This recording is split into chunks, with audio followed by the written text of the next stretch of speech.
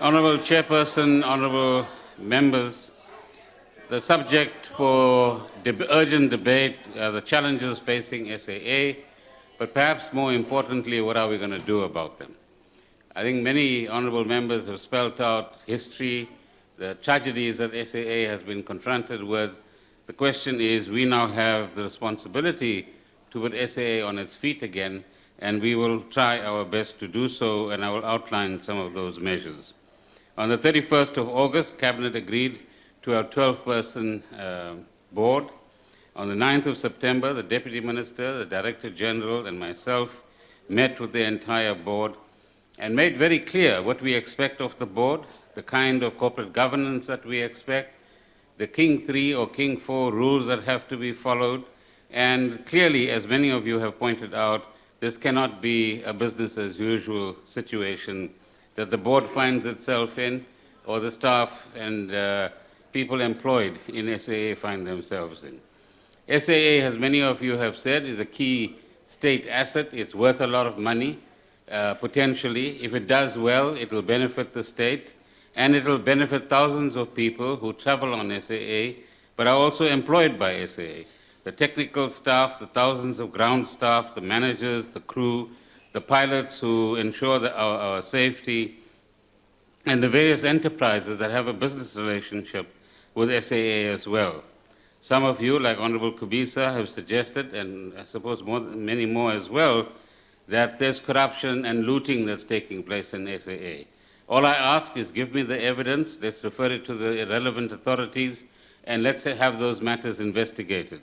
Because none of us should agree that any kind of looting or corruption should take place in this or any other state entity, for that matter. Honorable Schlengwa is right that we need to go back to basics as far as SAA is concerned, and these are the early days of attempting to actually do so. But the one thing, Honorable Swart and others who have raised the question of guarantees, it's true, the guarantees do total about 20 billion rands. But please, let us not confuse the public by intentionally or otherwise communicating that a guarantee is a cash bailout. There's a difference between the two. A guarantee merely says that you are in a better position to borrow. You borrow at a cheaper rate. If you do default, the state has to bear the cost. But if you don't default, it gives you the privilege of actually borrowing money, excuse me, as SAA does. A cash bailout is where you actually inject equity into the airline. And none of the 20 billion rands that we're talking about is a cash bailout.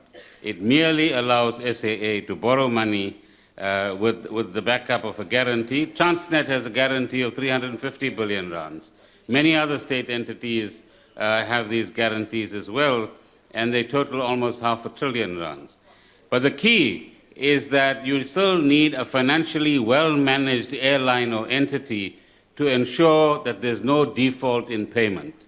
Because if there is a default on payment, then the state and the fiscus becomes responsible for ultimately coping with the challenges that arise from that. I think it's also important, honourable members and chair, that we outline the facts as we found them earlier this year. Firstly, in governance terms, the board was in trouble. There were only 3 members of the board plus the 2 executive members. There were instances where 1 or 2 board members were actually signing letters. That's not the job of a board member. The board members should ensure that there's a strategy that's viable. They should ensure that their fiduciary responsibilities are carried out, but leave the day-to-day management of the airline to the managers of the airline, and ensure that they are competent people to actually manage the airline. As far as management is concerned, there is clear indication that there was juniorization. Our responsibility and the new board's responsibility now is to ensure that we get competent managers as CEO and CFO, and that they are competent people who have the experience to form and enhance the strategy of SAA so that it does become financially competent and stable as opposed to a potential liability. There are doubts about the skills setup that we have within the management team, and that's something that we have begun to look at. The issue of stability in the airline was also a factor to take into account. And I think we owe it to the South African public that we be honest and frank and truthful about the financial status, status of the airline. So for the year 14-15, where the annual financial statements are about to be concluded, it is correct, there was a loss of 4.7 billion rands. For 15-16, according to the numbers I have, 1.8 billion rands. Total guarantees, 19 billion rands. Currently, there are probably 8 to 10 banks that have offered one or other kind of loan, most of it guaranteed loans, to the airline. And between the end of September and early next year, some 4 to 5 billion rands of these loans come up for payment. So the new board must ensure that they have a financial plan that will ensure that these loans are either paid or they're rolled over. And if they're to be rolled over, banks and other lenders to the airline, including the Treasury, will ask a very simple question. Are you going to reach a financial position where you can actually ensure that you are generating the cash to redeem some of these loans and reduce the loans to the airline itself? It is also correct to say that if we removed government guarantees and government support, technically SAA would be insolvent at this point in time. But it is a public asset. We can't allow a public asset to go to the ground. Our responsibility is to do the right thing and ensure that the turnaround strategy that is in place and partly implemented is now totally implemented. So we've appointed, in terms of the immediate steps that we are taking, we've appointed the new board, as you know. We've instructed the board to commence a new process for the appointment of a CEO and CFO. And once the CEO is in place, he or she has to assess what kind of team there is around this person and take responsibility for compiling and putting in place a competent management team that will ensure that the turnaround strategy is effectively implemented. We've asked the board to consider creating, and it seems they have agreed, a financial subcommittee or a finance subcommittee under the chairpersonship of the deputy chairperson, who is a qualified chartered accountant and a CFO in a big publicly listed company. And part of what we've offered as well, as you know, is the going concern guarantee of 4.7 billion rand so that the annual financial statements can be concluded. But that guarantee comes with a number of conditions that various honorable members have talked about. They have to, this finance committee and the board, as I said, will have to ensure that they understand fully what are the current loans that SAA has from the private sector and reassure the people who are offering the loans and who will from time to time get nervous about the fact that SAA might not be run well, to ensure that they are reassured they reassure the lenders and there's no question of any of the lenders, inverted commas, pulling the loan. They must finalize the 14-15 and 15-16 annual financial statements. Some of them are due in Parliament on the 15th of September, and they must make arrangements for those financial statements to be presented to Parliament itself. They must initiate a process of cost containment so that where there are excess costs and unwarranted costs, those costs must be brought under control. As I said, they need to make arrangements for financing of the 4.5 billion rands that comes up for payment between the end of September and January 2017, and excuse me, and ensure that as far as the Hong Kong authorities are concerned, that the annual financial statements that they require are provided to Hong Kong. Honorable Swart called the Hong Kong route a lucrative route. I'm afraid it isn't. Many of the long routes that the SAA travels are in fact neither lucrative nor profitable. And so that's one of the challenges that the airline has in recrafting its strategy. So the Hong Kong route at the moment is a loss maker, in fact. But regardless of that, if we have to continue with that route, we have to present the relevant statements that the Hong Kong authorities require. So these are some of the immediate things that the board is required to do. What do we expect of the board in the medium term? Firstly, maintain financial stability and credibility of the airline.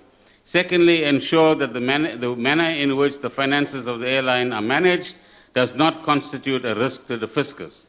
Because that is where investors, ratings agencies, and others are worried, that the SOEs, or some of them, and the way in which their finances are managed could become a liability on the state and increase the burden that the state has actually got to deal with.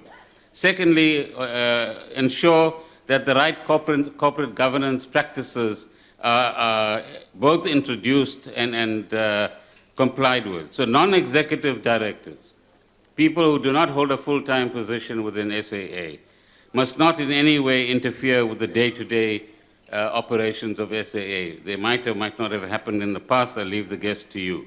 Similarly, the executive directors, those in the full-time employ, the acting CEO, for example, those are the people that should worry about the day-to-day operations of SAA. Secondly, as part of corporate governance, make sure that they operate in terms of the laws of the country and the constitution of the country. And that compliance is absolutely critical, because no one should be, inverted commas, above the law. You're familiar with the phrase.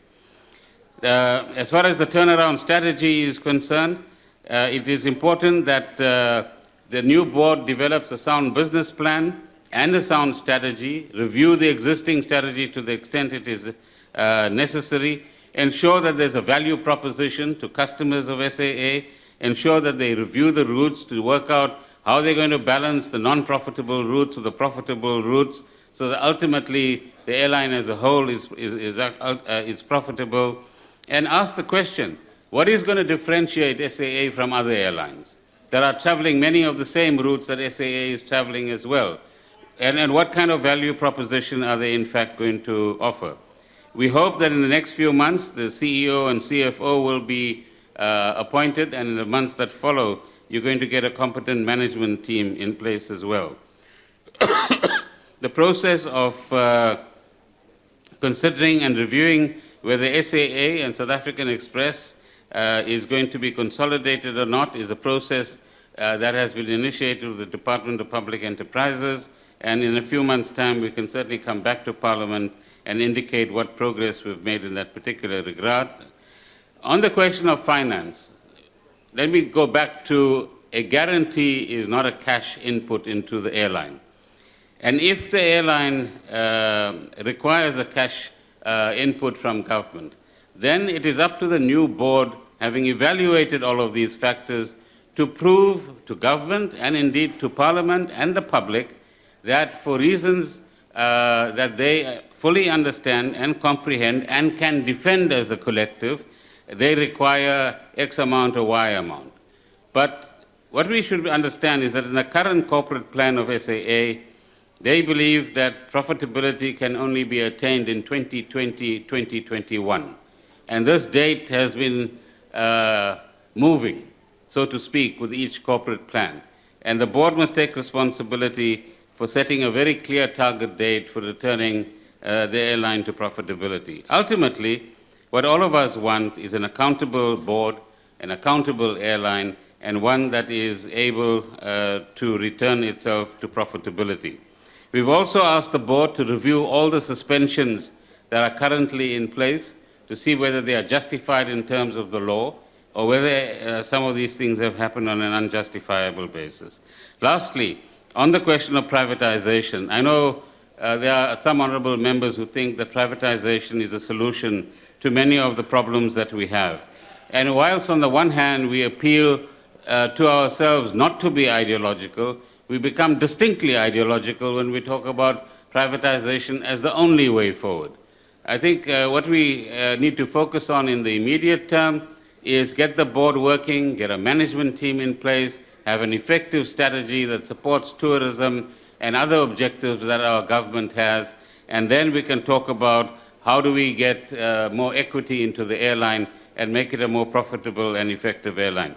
Let me thank all of the honourable members for their constructive suggestions and for airing their views on an important public matter. Thank you very much. Order, honourable members.